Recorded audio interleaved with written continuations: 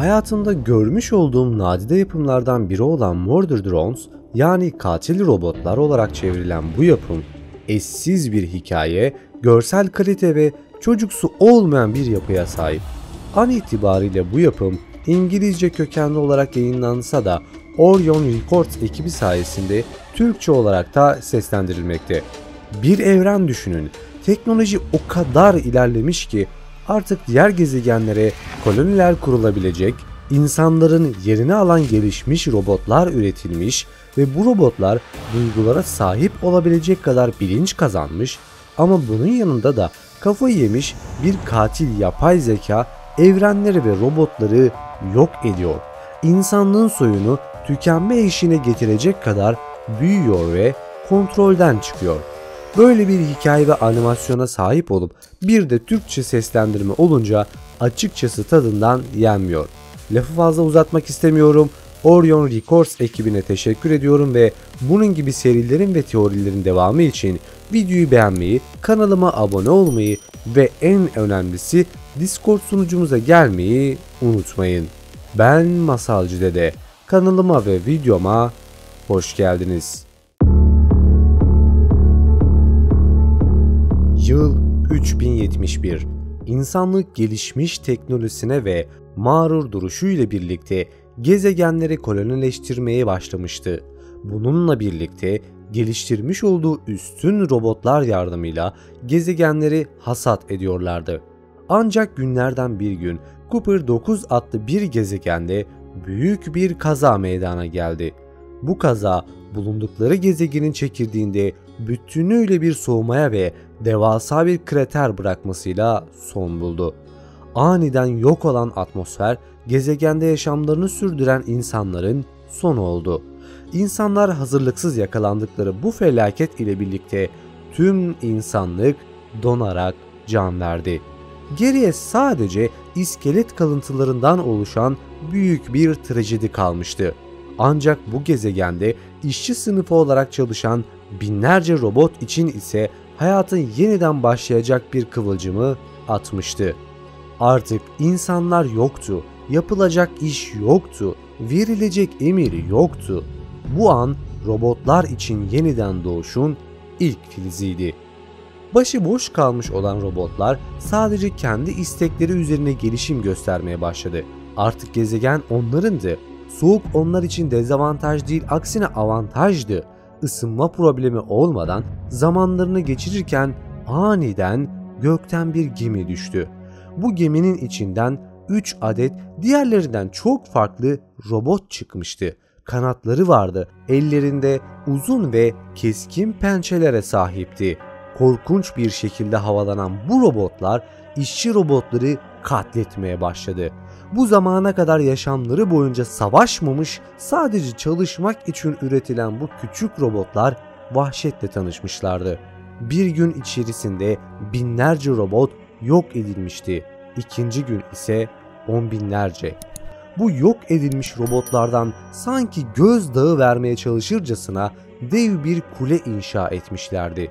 Her geçen gün sayı artarken savaşmayı bilmeyen bu küçük robotlar bu zamana kadar yaptıkları en iyi şeyi yapmaya seçtiler. İnşa etmek. Öyle bir şey yapacaklardı ki bu katil robotların zulmünden kurtulacaklardı. Devasa kalın kapılar inşa ettiler ve bu kapıların arkasında yaşamlarını sürdürmeye çalıştılar. Tabii bunu sadece geriye kalan bir avuç robot yapabilmişti. Bu robotlar kimdi? Neden işçi robotları öldürmeye başlamıştı? Gezegendeki patlamaya sebep olan şey neydi? Bu soruların cevaplarını ise zaman içerisinde öğrenecektik. Bu Uzi ve çizgi dizinin ana karakteri. Hikayede kilit rol oynamasının yanı sıra diğer dronlardan daha agresif, daha şüpheci ve aynı zamanda daha sevecen bir tavır takınır. Bu karakterin diğerlerinden farklı olmasının asıl nedeni mutlak çözücü gücüne sahip olması. Bu güç çevresinde bulunan elektronik veya olmayan birçok maddeyle etkileşime girebilmesini sağlamakta. Bu sayede formunu bozabilir, manipüle edebilir ve kontrol edebilir. Tıpkı Matrix'te bulunan seçilmiş kişi Neo gibi. Bu durum aslında bir sonraki videolarımda bahsedeceğim bir teoriyi doğuruyor. Bu robotlar ve insanlar yoksa bir Matrix'in yani yapay bir evrenin içinde mi yaşıyor? Çünkü gerçek dünyada fizik ile kuantum fiziği asla bir araya gelemez. Bu yüzden bu teori başka bir videonun konusu arkadaşlar. Konuya dönecek olursak da Uzi yani bizim ana karakterimiz zavallı robotları öldüren, katil robotları yok edebilecek bir silah tasarlıyor. Ancak bu silahı kullandığı zaman yok etmiş olduğu katil robotun tekrar kendini yenilemesi ile birlikte bu katil robotların farklı bir maddeden yapıldığını anlıyor. Ancak katil robot yani ismi N, teknik bir aksaklık nedeniyle öldürmeye programlandığı robota zarar vermiyor. Çünkü görev tanımı sekteye uğruyor ve neden bu gezegene gönderildiklerini anlatıyor. Şirket olan J.C. Jensen tarafından bizzat gönderilmiş ve buradaki robotları yok etmesini istemişlerdi. Bunun nedeni başlarda çok anlaşılmıyor. Ancak sonraları öğreniyoruz ki dünyada kontrolden çıkmış bir yapay zeka uzay ve zamanın dokusunu bozup insanlığı tehdit etmeye başlamış ve hatta dünyayı yok etmiş. Uzi ve En neden böyle bir durumla karşılaştıklarını anlamaya çalışırken Uzi, katil robotların öldürdükleri robotların sıvılarını içerek kendilerine güç verdiğini fark ediyor. Hayatında yapmaması gereken bir hata yaparak yok edilmiş bir robotun sıvısına parmağını daldırıp tadına bakıyor. İşte her şey bundan sonra başlıyor. Etrafta farklı semboller görmeye başlıyor. Olaylara bakış açısı değişiyor. Kendisinin çok daha güçlü olduğunu hissediyor. Tüm bunlara anlam veremezken En'in geçmişte ne yaptığına dair hiçbir bilgisinin olmadığını ve geçmişini hatırlayamadığını fark ediyorlar. Biri veya birileri En karakterinin hafızasını silmiş ve geçmişteki anılarını yok etmişti. Ancak Uzi bunları öğrenebilmek için onun hafızasına erişim sağlıyor. Çok eskiden En bir malikanede hizmetli olarak çalışmaktaydı. Bu evin sahipleri ise inanılmaz zengin, inanılmaz derecede de acımasız ve egoist bir insandı. Robotları hor görmeyi bırakın, çocukları olan Tessa'ya bile kötü davranmaktaydı. Tessa bu ailenin tek kız çocuğu olarak baskıcı bir ailenin evinde yaşamını sürdürmekteydi.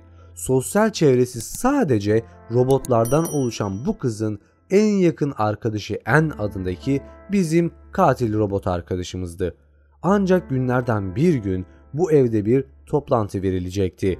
Bu toplantıya ise çok büyük iş insanları katılacağı için organizasyonun kusursuz olması istenmişti.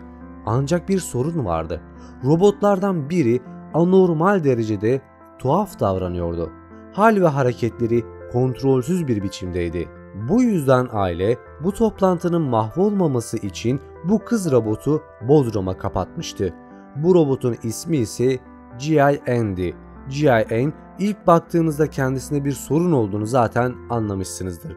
Kendisi oldukça aykırı bir tavır sergileyerek ev sahibine karşı çıkmış ve artık bizi hor göremeyeceksiniz cümlesiyle tepkileri üzerine çekmiştir. Bu durum karşısında ev sahibi G.I.N'i yok etmek için emir vermiştir. Ancak En onu kurtarabilmek için kendisini tehlikeye atarak kendini feda etmiştir. G.I.N robot tarihin ilk bozulan yapay zekasına ev sahipliği yapmaktadır. Bu yapay zeka ise insanlık ve diğer birçok canlı için tehdit niteliğindedir. Ancak sorun şu ki yapay zeka G.I.N mi yoksa G.I.N sadece bir kabuk mu, bu çok sonraları anlaşılacak gibi dursa da G.I.N sadece bir kabuk görevi gören, arka planında çok daha büyük bir zekanın saklandığını bizlere bariz bir biçimde ima etmekte.